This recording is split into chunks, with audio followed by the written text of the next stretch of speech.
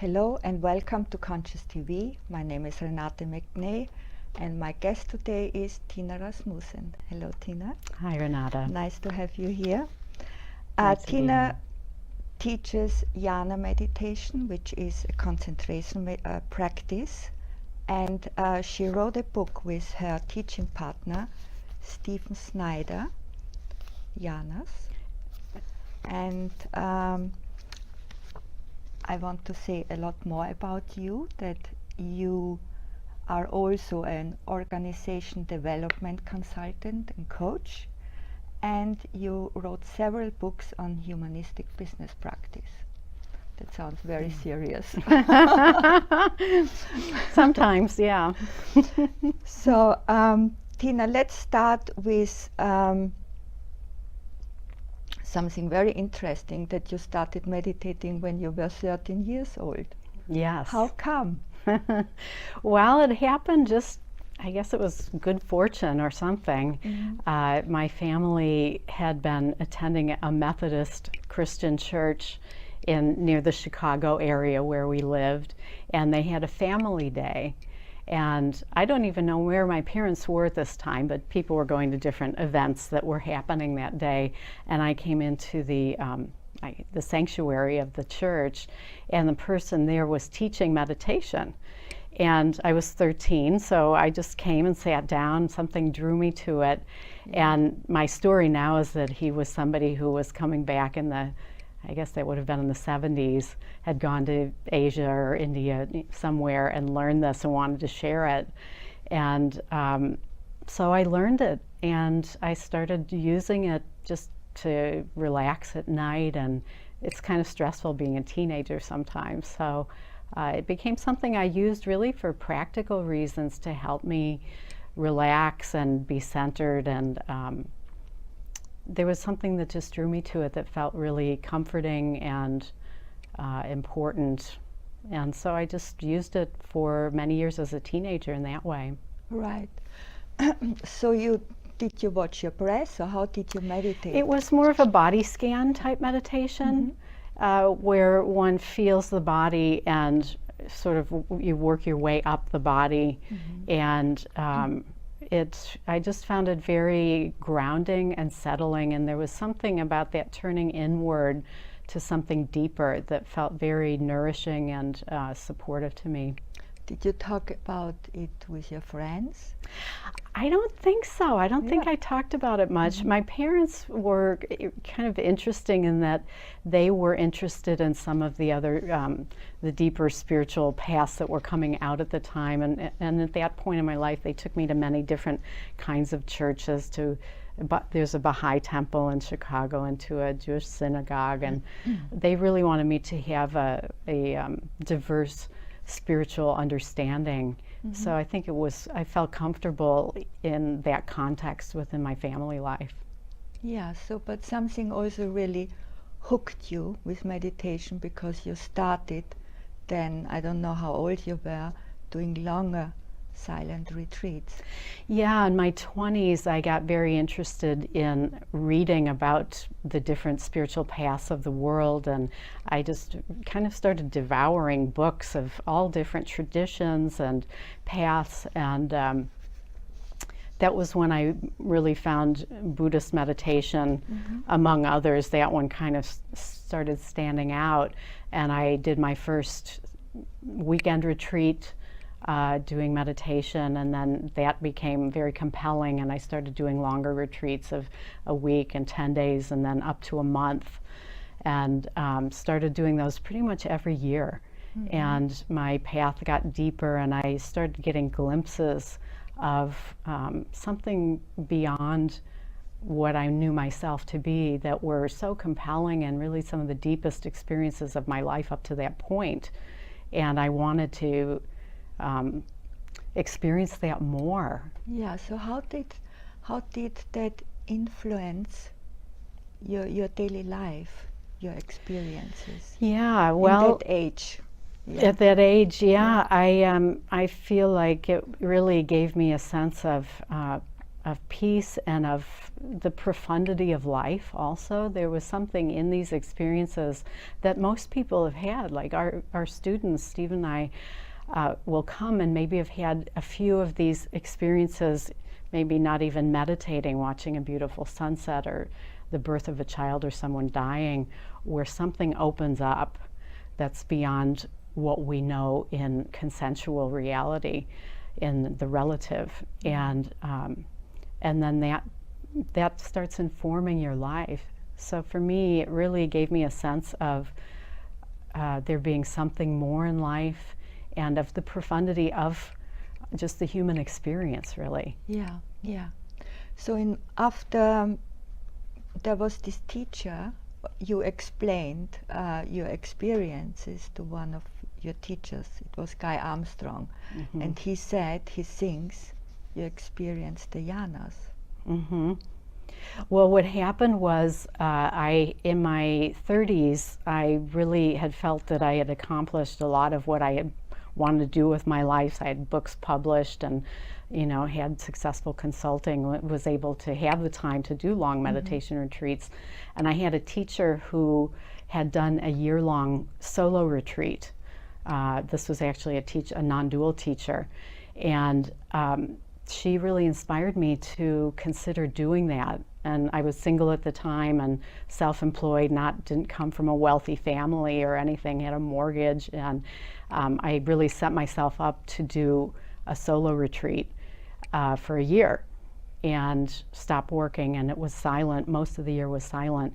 And that was part of that year was doing the jhanas. So this was before I met Pawak Sayadaw. And Guy Armstrong was one of several teachers that I touched into during that year. So tell me more about this year. Which form did it take?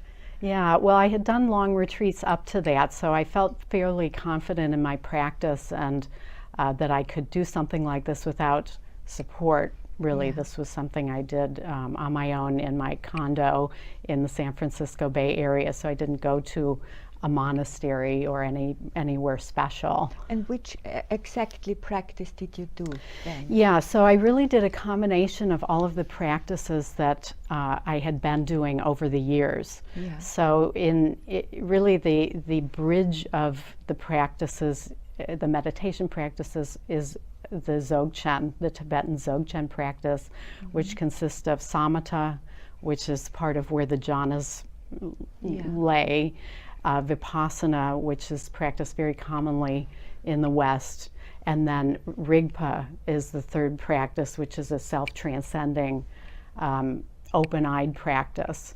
And then there are heart practices called the Brahmaviharas and also bodhicitta, and those really purify the heart. And then I did movement practices such as yoga and qigong and a certain kind of meditative walking. And so those were all the practices that I did at different times through that year. And I also went on an organized 1-month retreat at the beginning, a 2-week in the middle, and then a 3-month retreat. This was at meditation centers at the end. And you had the intention in the beginning, you do it for a whole year. Right. I had consulting clients, for example, that I had to tell them that I won't be able to provide services to you for this year because I'm doing a year-long meditation retreat. So it was, a little edgy there because I was going to be dependent on having clients when this ended. Sure. I mean, assuming that I was still functional, which I wasn't actually sure how functional I would be after doing this. But there was just something in me that just felt so compelled to awaken, actually, that it was sort of like, it doesn't matter what happens at the end of the year because I have to do this. And if I become, somehow mentally unbalanced or can't take care of myself or whatever, these were some of the fears that came up. And of course, other people around me wanted to make sure I was going to be okay. But it kind of didn't matter. It was sort of like, I need to do this and I need to sort of give myself over to that depth of practice because it's the most important thing. Yeah, so in the school we both are, in the Ridwan school. Yeah. It's called the Enlightenment Drive. It's very strong in me. It took over. Exactly. And you were exactly. really ready to surrender everything to that. And yeah, that's really what it was. The Enlightenment Drive was so strong, and there was like a window of opportunity in my life, and I had had a couple of teachers who really said, you know, you may not be able to do this at some later point in your life, and you have the conditions. My friends, my family were all very supportive. Even my business clients were supportive, and it was an amazing opportunity, and I'm so glad that I did it, because it was really one of the most meaningful periods of my life. So can you explain the Enlightenment Drive?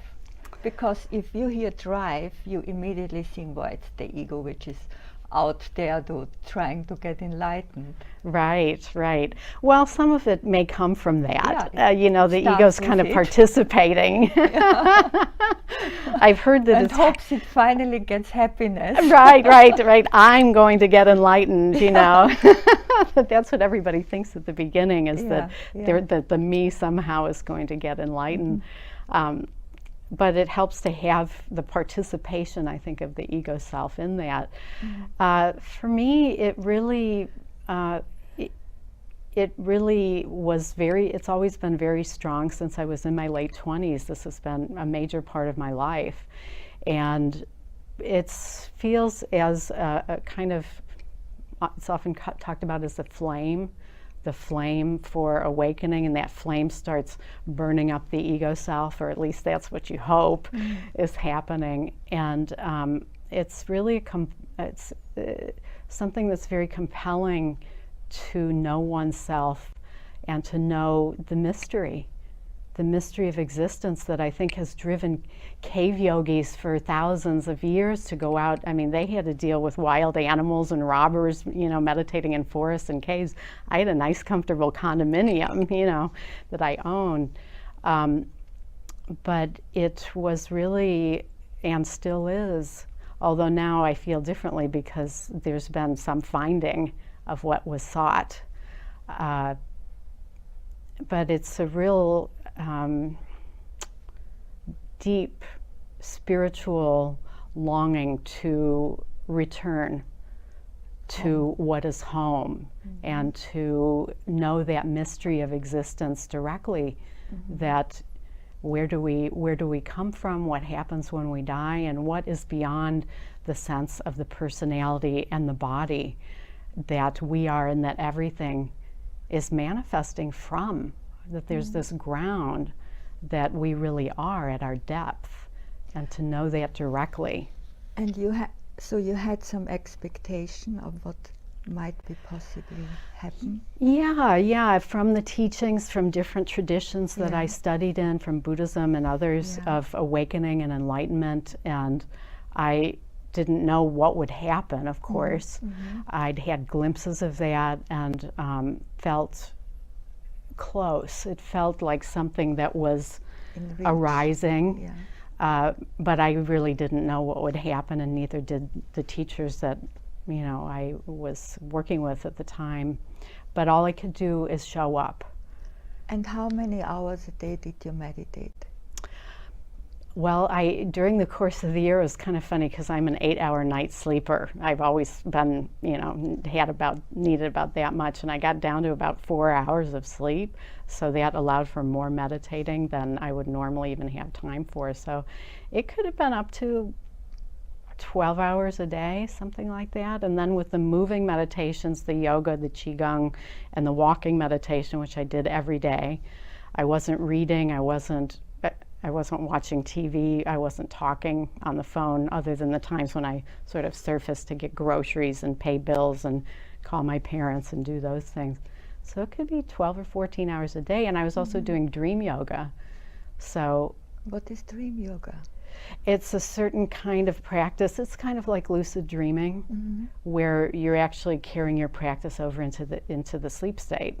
So there were times when I was practicing almost 24 hours a day, if you include that.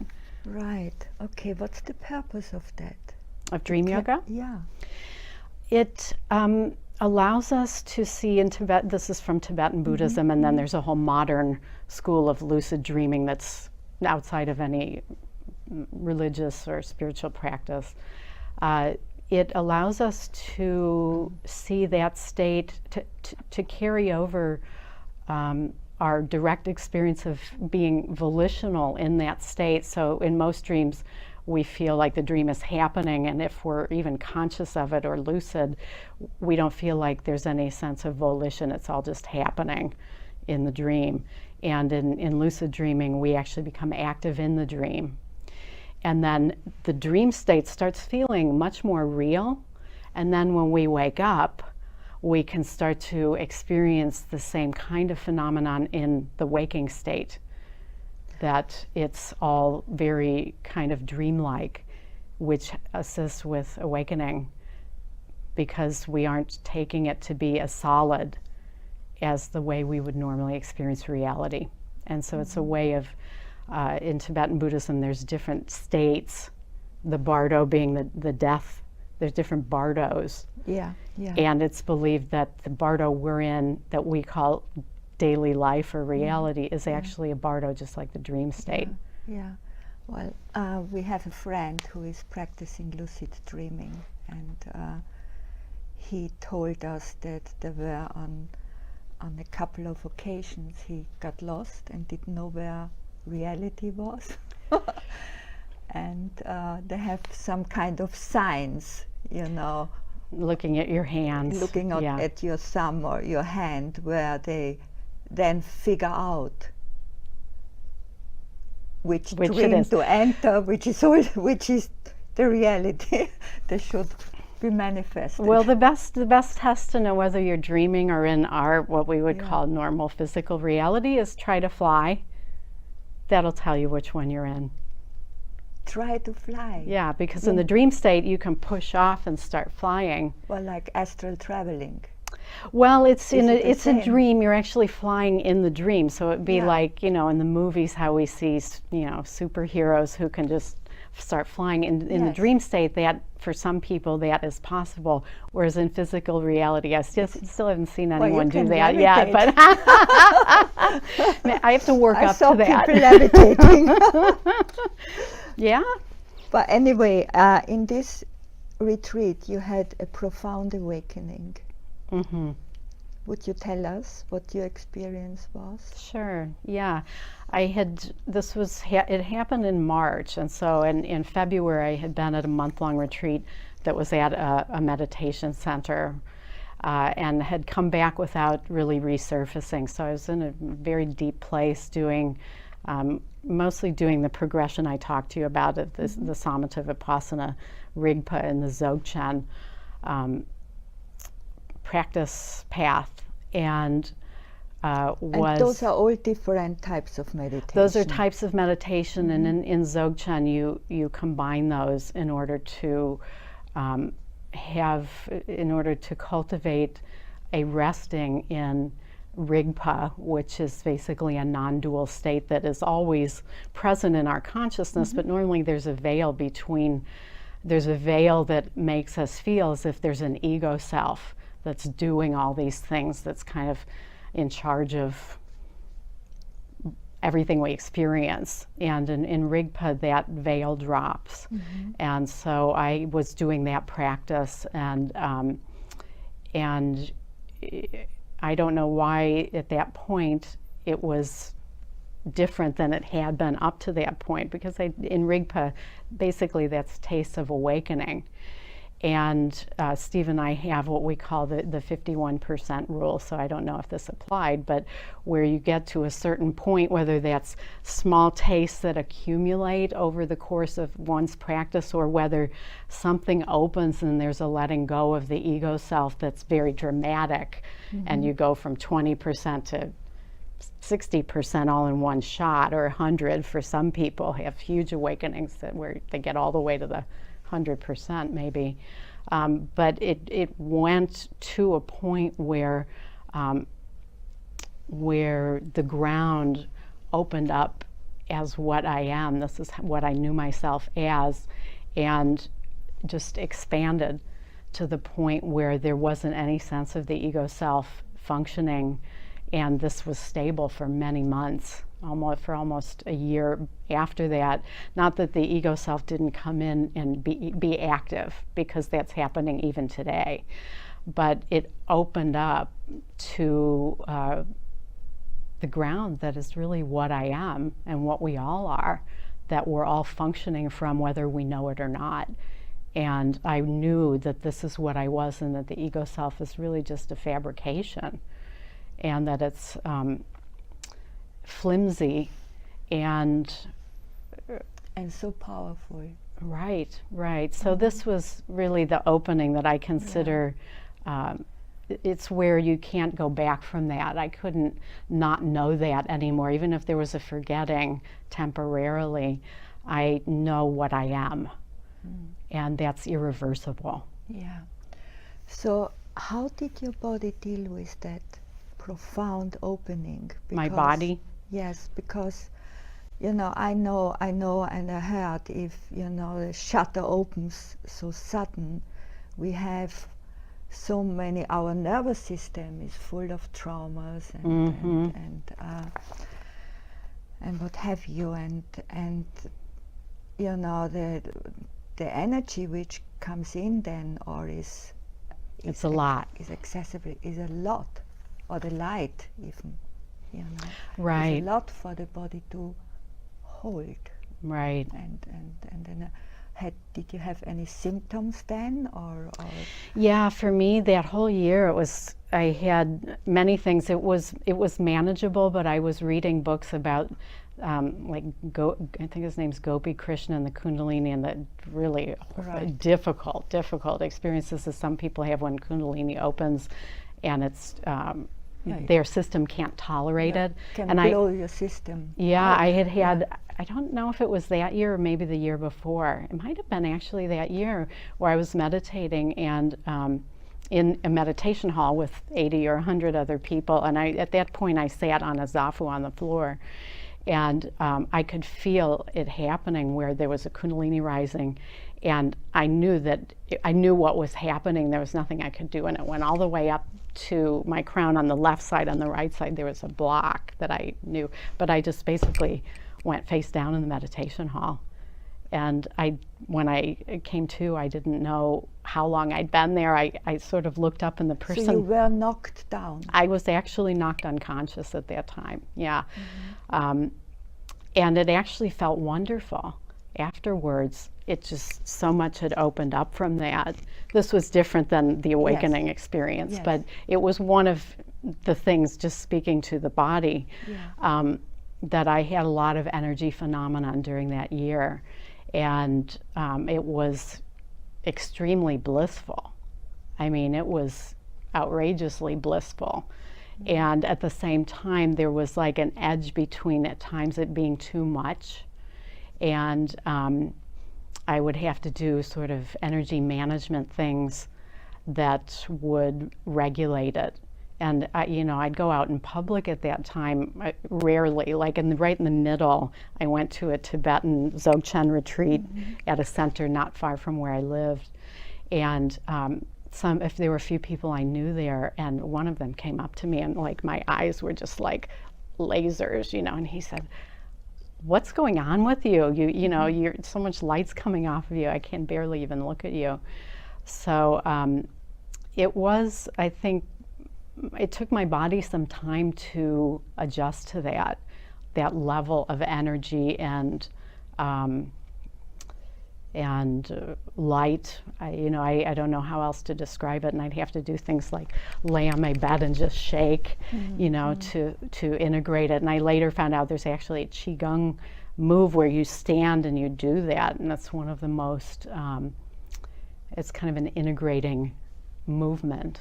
Yeah. So I didn't have any negative consequences, other than just feeling at times that I had more energy than my system kind of could handle, but it never created problems at that point. Right, yeah. So after this year you came back to the world, and you must have been a completely different person then. I felt very different. I felt as if what I am is different, what I knew myself to be, and also uh, I actually didn't really want to come back. Yeah.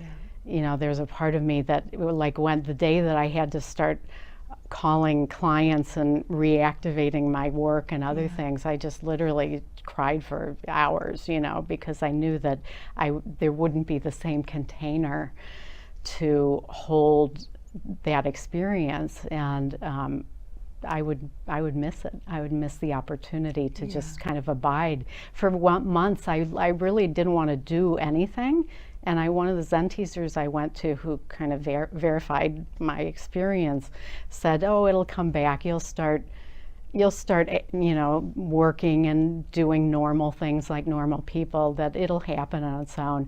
And it kind of did. But there was a way that I just treasured that opportunity so much, because I knew that being in the world, I wouldn't have the same level of attention on my inner experience that I had been able to have for that year.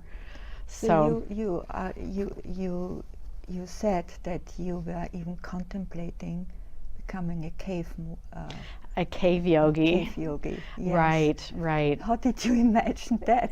You move into the mountains. Yeah, well, the one thing, there's the financial side of that. And, you know, at the time I was 39. I did this for my 40th birthday year. So I started when I was 39. I had my 40th birthday and finished when I was 40.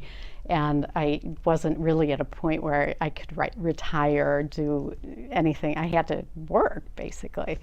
And but I thought, well, if I could save enough money and maybe move somewhere very inexpensive and do some minimal kind of work. This is sort of like, I think it was Nisargadatta Maharaj who said, just get the most easy job you can get, so it doesn't take much effort or much mental. So I kind of thought maybe I would do that and just abide there. Really, I had a longing to create a life situation where I could spend more time just abiding and enjoying the realization that was present.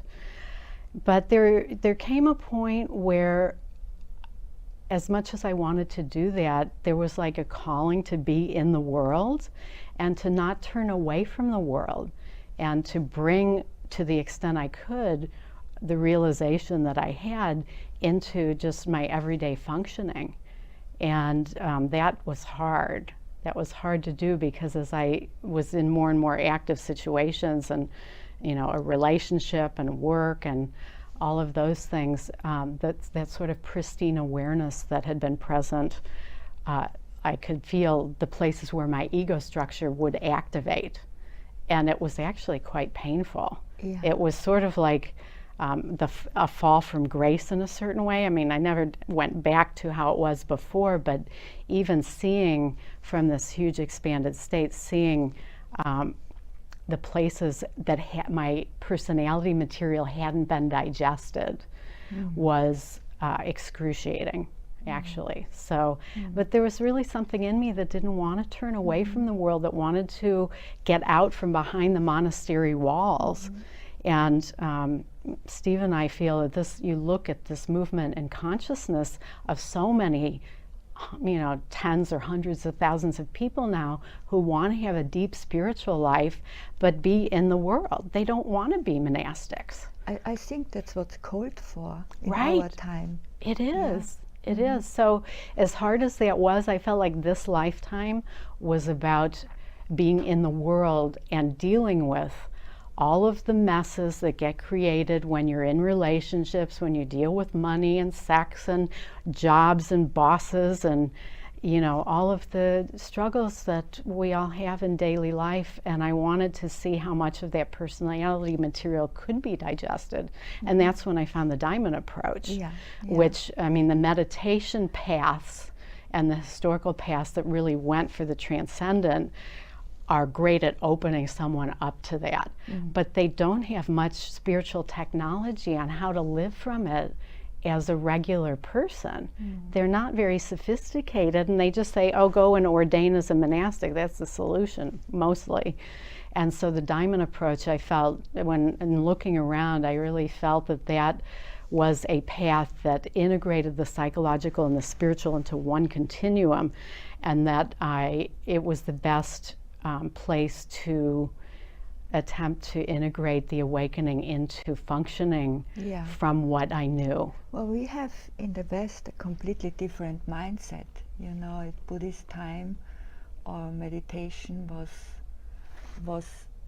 done for or invented for a completely different, much slower mindset. Exactly. You know, where it also was much easier for those people to let go. You know, here, if you here let go, well, we need to first own what before we can let go. Right. They don't need to own it. It seems they could just surrender and let go. So our mind works different. Our minds are very much more complicated, and Steve and I often quote a study we read about or heard about that where they studied the number of thoughts per day that a modern person has, and it was something like 35,000. And most of those, 80 or 90% of those, are repetitious, not only over that day, but over the day before and the day before and 5 years ago and 10 years ago. They're not doing anything. They're not helping us. And these are just grooves in the consciousness that we run over and over that are unnecessary. But the problem is, it's not only unnecessary, the problem is that we believe these thoughts. Right, exactly. We believe them. And they're mostly coming out of our conditioning that's been laid down in the consciousness from childhood. And start generation and generations before us. Right, they're passed down through generations too. And that indigenous people who haven't been affected by modern culture have 800 or 900 thoughts a day and do just fine with that. So you think about the day of the Buddha, that's probably what he was working with, was people who had much less complicated consciousness. And even like in Tibetan Buddhism, there's a teacher named Padmasambhava who created the Dzogchen. He was really the Dzogchen lineage founder, and he gave teachings that were hidden and only discovered hundreds, 800, 500 years later, because he saw that the people of his day, their psychologies weren't complex enough to actually use the practice, but there would be a time in the future where this practice would be what was needed for our complicated mind streams. And that's the practice that I was doing on my year-long. So you think about how much we've changed. And we need practices that are relevant for a modern person.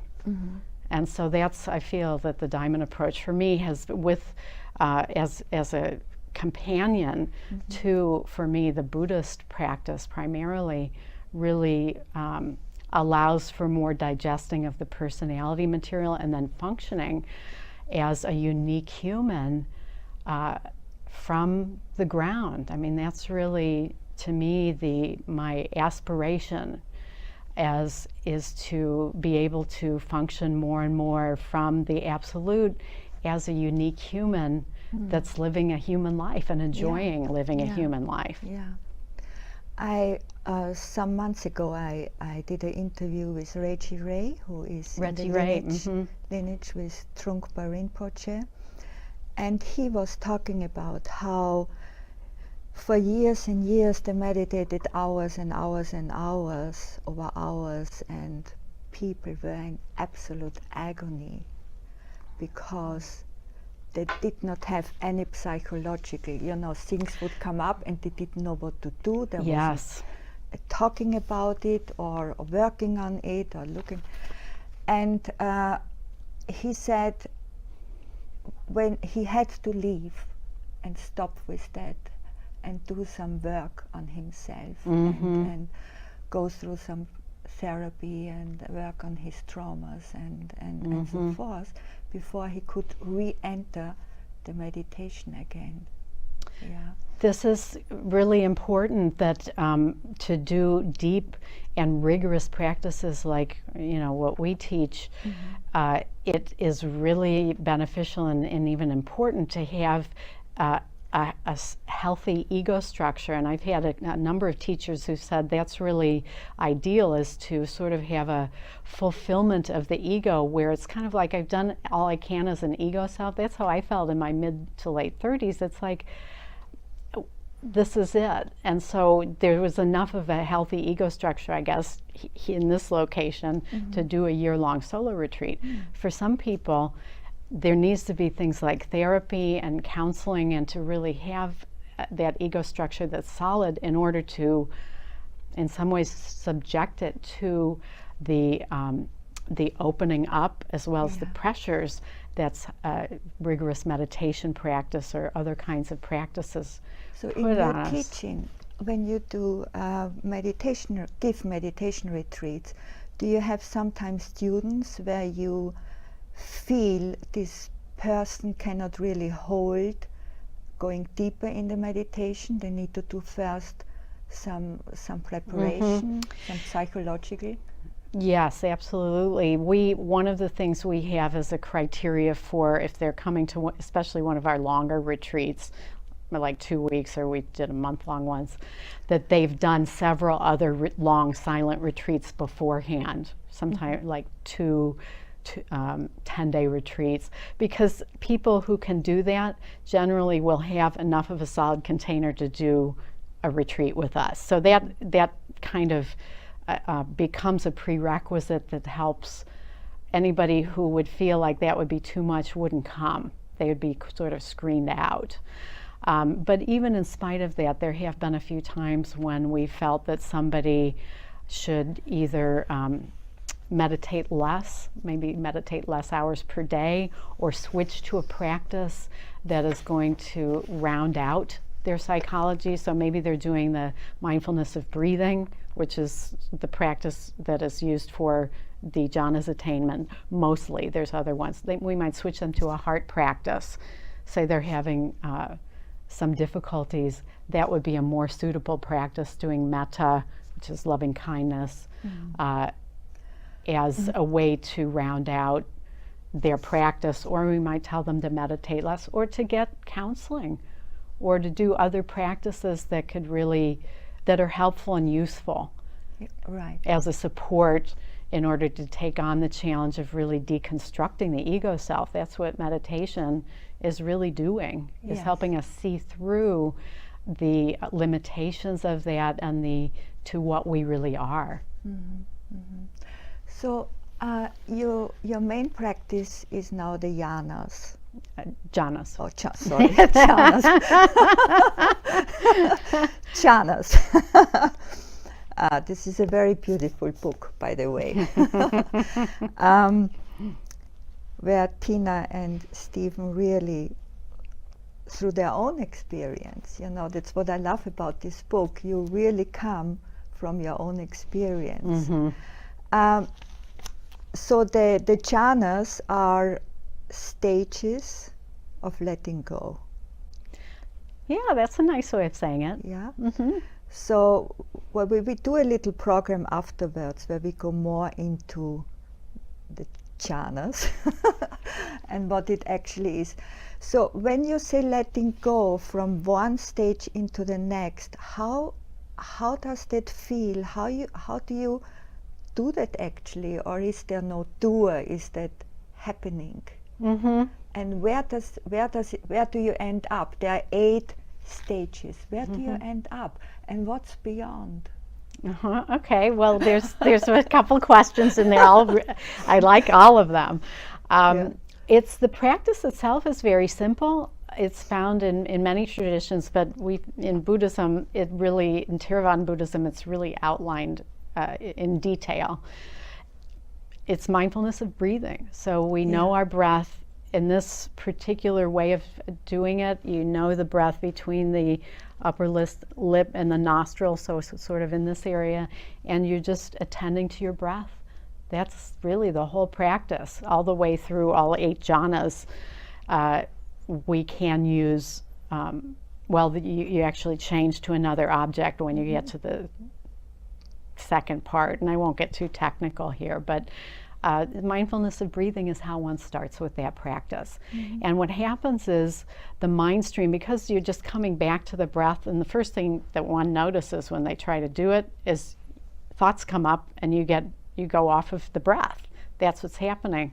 And some people think, well, I can't meditate, I'm not doing it right if that's happening. But actually what this is doing is showing us our conditioned patterns and our compulsive thinking patterns and attachments to the ego self that are always running under the surface constantly, but until we meditate, we usually don't even see them. And there's the possibility then, as the mind stream starts coming together, and that's really what concentration is a unification of the mind stream that's normally going in all directions. It starts coming together more and more through different levels of concentration. At first it's momentary, where we're just with the breath and then we're off. And then it becomes more unified and access concentration. It starts getting easier, and we might start feeling some joy and bliss and other things that sort of reinforce that you want to keep doing it.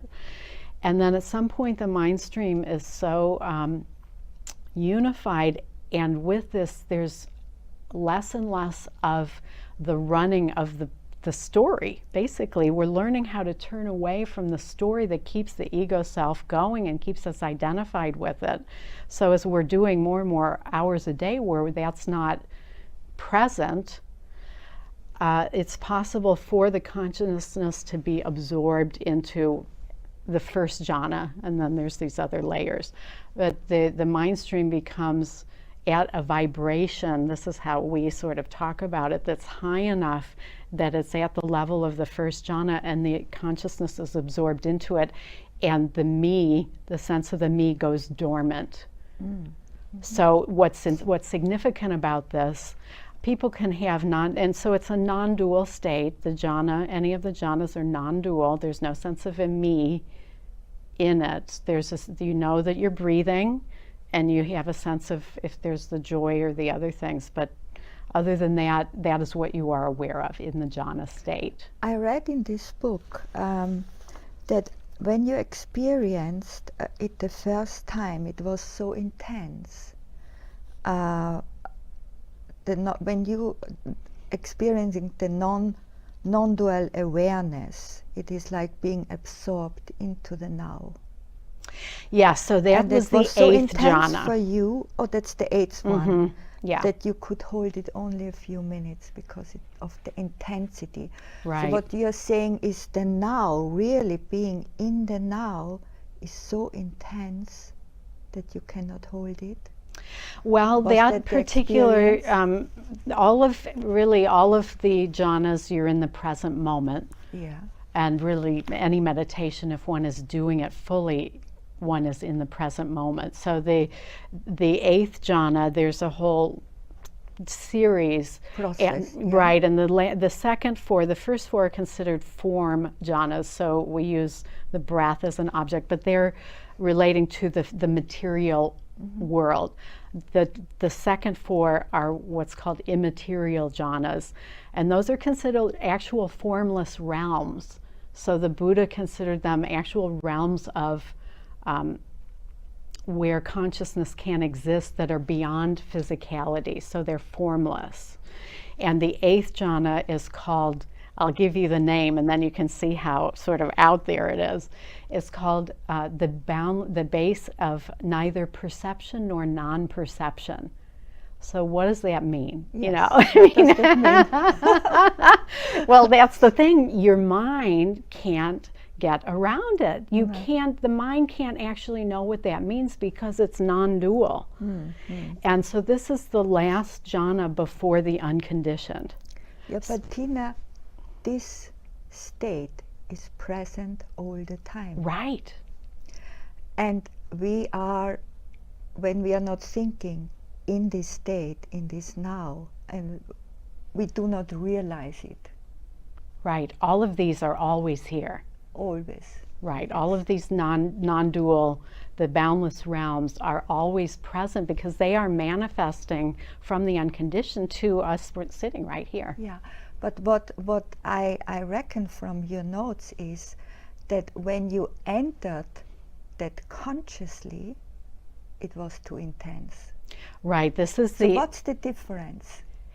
It's yeah. been here in your daily life, and you know it. You just rush over it, or sometimes you are without thoughts, and you don't feel the intensity of it. But when you enter consciously into it, you feel the intensity. Right, right. Well, one of the things that's unique about the jhanas versus other non-dual states, because people can experience non-duality at any moment. Yes. It's always available. Yes.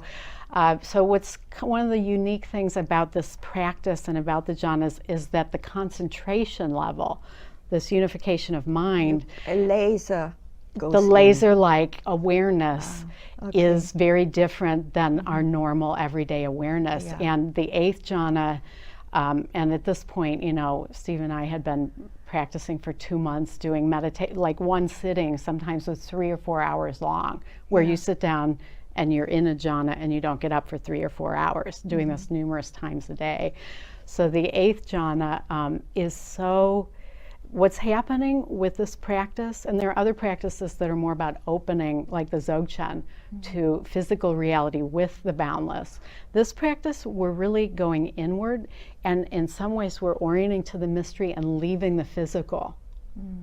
And so much of our awareness, this is why, like if you see, there's a movie on the Kumbh Mela, and you can, if I watch it, I can see the people who are doing these practices, because they can't, when one's abiding, doing the meditations, say on the eighth jhana, there's a whole lot of our consciousness that isn't actually in the physical.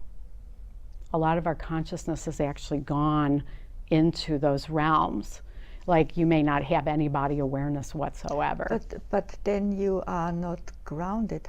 How you couldn't live in this world? Exactly, and if you look at them, or the yogis, the traditional sadhus in India, people had to take care of them. Yeah. And this is part of why this is what the Buddha learned. He learned from people who were practicing the jhanas. This is what he learned from his teachers, and it's dependent on concentration, and also it's a practice that's really orienting our consciousness to the mystery and not to the physical realm.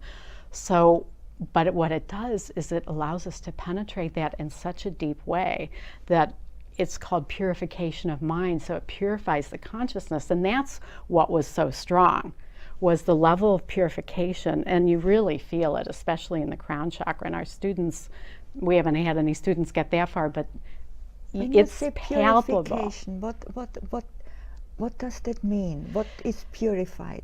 Our consciousness, the mind stream. The mind stream. Yeah. Is purified of what? Is purified of, in Buddhism, it's called the hindrances and defilements, but just in layperson's language, it's the personality pattern. So again, when you meditate and say you're trying to be with the breath and you're going off to thoughts, why is that happening? It's compulsive. Our consciousness is compulsive and can't not go there. And this is where we get caught and lost in it, and can either cause harm to ourselves or others, or suffering. And that is what's getting purified. And you can feel it. I mean, this is not, I wonder if it's happening. But it's coming back.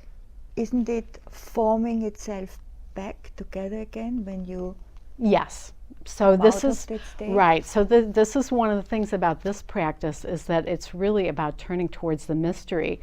This needs to be supplemented with practices where we're opening to physical reality as a human embodied, and then bringing that to, as best as possible, using those structures of the personality in order to function as a human. And so really the question is, like, some people, when they do these practices, they go so far out they can't function that well as a human. Like, look at Ramana Maharshi. Yeah. I mean, he's a beautiful example of enlightenment, but he couldn't function as a human hardly at all. No, He I didn't know even care about He was sitting in the surviving. mountains, were eaten up by the animals, and he didn't.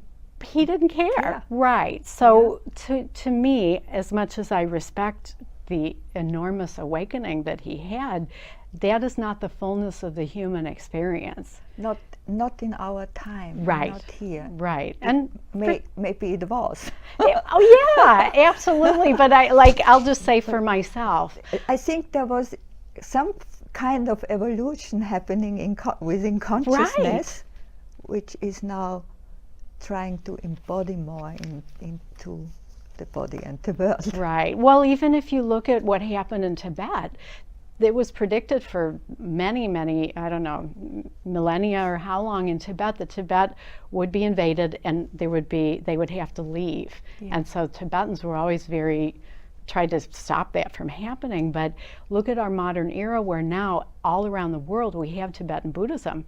And before it was very hidden. So there's a movement, at least this is my belief. You're right, I see. And hope is that this is part of coming out from the monastery walls, where consciousness needs to penetrate our physical reality and really have it enlighten everything to where it's conscious. I mean, that's already happening. Everything already is manifesting from the absolute. It's just that we don't know that. And this is where the suffering of the world comes in.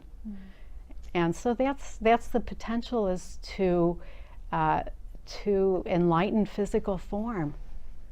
And that's part of the living from it. And that's what the Buddha wanted to do. Was he said, okay, is there a way that this kind of realization is possible without the concentration level? Because with the concentration level, it's hard to function as a normal human. And so for me, this is part of my journey, was coming out of the year. I didn't just do those practices. I did Dzogchen and others. Dzogchen's an open eye practice, and it's really designed for you to realize the ground of being while you are functioning, doing anything, doing your job, taking out the garbage, taking a shower, talking to your friends or family. And so that, to me, is the next evolution, is how can others function, living a human life as much as possible from that. And that way the ground is manifesting us all the time, whether we know it or not. But with the awakening, you know that that's happening. And we need role models like you. There are all kinds of teachers out there who have wonderful teachings and are great, but they are not really a role model for living in this world. Well, they go off the rail into the transcendent. But anyway, what I also read in this book, which I found fascinating, that the jhanas were used to gain supernatural powers. That is, within Buddhism, there's a teaching that if one has attained up to the 8th jhana, which is extremely rare. I mean, Steve and I were the first, I was the first Western laywoman to attain that, And did you have supernatural power? I'd rather not talk about that.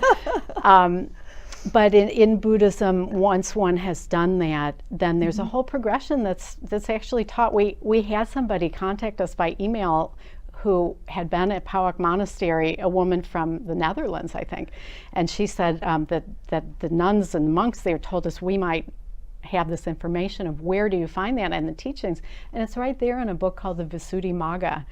And there's actually a woman who was in India. Her name's Deepa Ma, and there's a book written about her. I looked her up. Amazing. She was really one of the most amazing meditators in modern times. She was alive, during our lives. And there were some senior Buddhist teachers, Mahasi Sayadaw and Munindra. She was a student of a man named Munindra, who was a layperson. She was a layperson. And they wanted to test out what was in the Visuddhimagga to see if it was real. And so they had her do the practices, because she was the best meditator that they knew of out of hundreds of thousands of people. And she did it, and they had scientists came from a university in India and watched her to see if she could do these things. I wasn't there, so I can't speak from firsthand experience, but according to the scientists, she was able to do things like bilocate, What is bilocate, so she could be in two places at once. So they had one scientist at Yeah. her house and one Yeah. at a coffee shop down the street. But they said that about Sai Baba as well. Right. He was seen in Switzerland while he was buying watches, while he was teaching wherever in India. Right. Oh, yeah. Others have been able to do it, but she did it with scientists watching her. Yeah. And she did things like they knew the politician was going to give a speech a week in the future. So, so they had her go there, and then she wrote down what he said and gave it to the scientists, and they waited a week and listened to a speech, and she had the whole thing. So we can't do that, but that is part of what's possible within Buddhism. And in the old days, like the day of the Buddha, where they're meditating outside and there's, tigers or whatever wild animals that could eat them, lions, they might need some of these things, like being able to levitate. It's actually practical. In modern times, it's not really that necessary. Or the rainbow body. I did some Mahamudra workshops, and there was talk about the rainbow body, how you dematerialize, and the only thing which is left are the nails, fingernails, maybe hair. some teeth. Yeah. I think I might have to work up to that.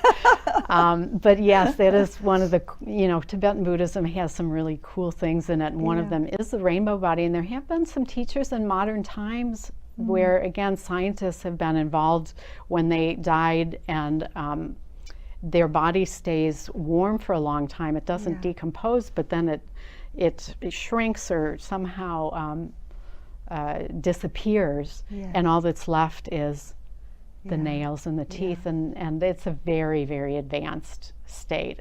It may be what happened, if you believe in the Shroud of Turin and Jesus. Maybe he did that. Well, Who knows? It's all how much, I think, down to how much you can focus your mind. How sharp the laser becomes. I think. Anyway, Tina, our time is our up. Time up? Oh, wow, that went really fast.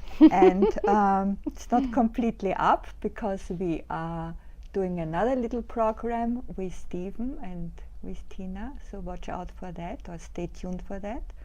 And also Ian did before us an interview with Stephen, which was very fascinating. Look at that as well. So see you soon. Goodbye for the moment. Thanks, Renata.